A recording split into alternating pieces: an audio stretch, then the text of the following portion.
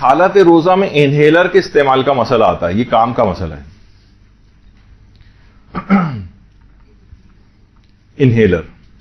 آپ کو پتا ہے کہ سانس کے مریض، دمے کے مریض ایک خاص انہیلر استعمال کرتے ہیں۔ آیت اللہ خامنہئی یہ فرماتے ہیں کہ اگر روزے دار اس کے بغیر رہ سکتا ہو، یعنی اس کا دورانیہ ایسا ہو کہ اسے کبھی کبھار استعمال کرنے کی ضرورت ہے اور وہ روزے کا پورا پیریڈ اس کے بغیر گزارا کر سکتا ہے اپنا، کہ اس کو استعمال نہ کرے، تو انہوں نے کہا ضروری ہے کہ پھر استعمال نہ کرے اسے۔ لیکن اگر وہ اس کے بغیر رہ ہی نہیں سکتا تو حالت روزہ میں جب اتنی شدید اس کو ضرورت ہو کہ اس کے بغیر اب استعمال کے رہ نہیں سکتا تو ٹھیک ہے وہ استعمال کر لے، گناہ کوئی نہیں، لیکن احتیاط واجب یہ کہ اس روزے کی قضا کرنی پڑے گی۔ اب احتیاط واجب، اب ان کے مقلدین جو سانس کے اس طرح کے مریض ہوں تو پہلے تو یہ دیکھیں اس کے بغیر رہ سکتے ہیں یا نہیں رہ سکتے۔ اگر اس کے بغیر رہ سکتے ہیں، برداشت کر سکتے ہیں، کوئی ایسا خطرہ نقصان نہیں ہے،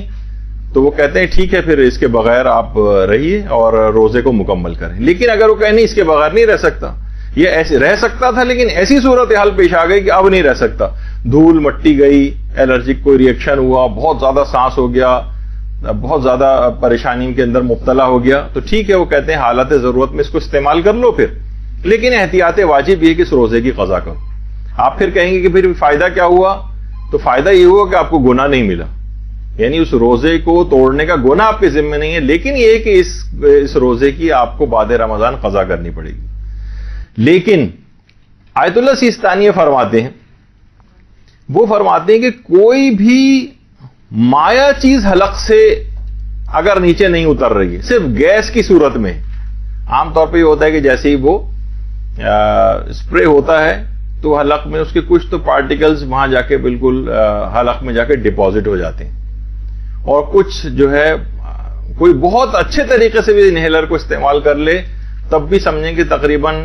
65, 70, 80% دوا تو ایک لحاظ سے ضائع ہی ہوتی ہے، 20% تقریباً اس کی سانس کی نالی میں جا کے اس کو آرام پہنچاتی ہے، اور اگر غلط طریقے سے استعمال کیا جائے تو اکثر زیادہ تر وہ چپک جاتی ہے حلق میں جا کر اور سانس کی نالی میں بہت ہی کم جا پاتی۔ لیکن آیت اللہ سیستانی فرماتے ہیں انہیلر کے استعمال میں کوئی حرج نہیں ہے اور حالت روزہ میں استعمال کیا جا سکتا ہے۔ تو آیت اللہ خامنہئی کے مقلدین اس مسئلے میں آیت اللہ سیستانی کی طرف رجوع کر کے اپنے اس روزے کی قضا سے بچ سکتے ہیں اور حالت روزہ میں انہیلر کو استعمال کر سکتے ہیں۔ اچھا، اس میں صرف انہیلر ہی نہیں بلکہ اور بھی جو نیبولائزرز ہوتے ہیں وہ بھی استعمال کی جا سکتے ہیں، جس کے اندر اس طرح سے اگرچہ وہ کوئی لکوڈ دوا ہی ویپورائز ہو کے وہ آ رہی ہوتی ہے لیکن وہ گیس ٹائپ کی ایک صورت میں جسے کہا جائے، وہ لکوڈ کی صورت میں نہیں۔ اسی وجہ سے عام نارمل طریقے سے اسٹیم انہیلیشن ہے،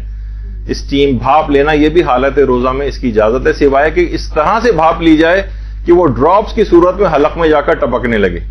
تو پھر وہ جائز نہیں ہوگا حالت روزہ میں لینا۔ لیکن عام طور پر بہت سے نزلے وغیرہ کے مریض، سائنوسائٹس کے مریض، وہ اگر اسٹیم لینا چاہیں اور یہ والی صورتحال نہ ہو قطرے کی صورت میں حلق میں گرنے کی، تو پھر ان کو حالت روزہ میں اسٹیم لینے کی بھی اجازت ہے۔ تو بہرحال لیکن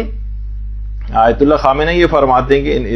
استھما کے لیے جو یا ایزما کے لیے جو انہیلر وغیرہ استعمال ہوتا ہے اس میں احتیاط واجب کی بنا پر اس کو حالت روزہ میں استعمال اگر کیا تو ایک تو بلا ضرورت یعنی کوئی نقصان نہیں تھا پھر بھی استعمال کر لیا تو گناہ بھی ملے گا اور روزہ بھی باطل ہوگا، لیکن ضرورت میں استعمال کیا تو گناہ کوئی نہیں ہے لیکن روزہ باطل سمجھا جائے گا احتیاط واجب کی بنا پر، یہاں تک کہ یا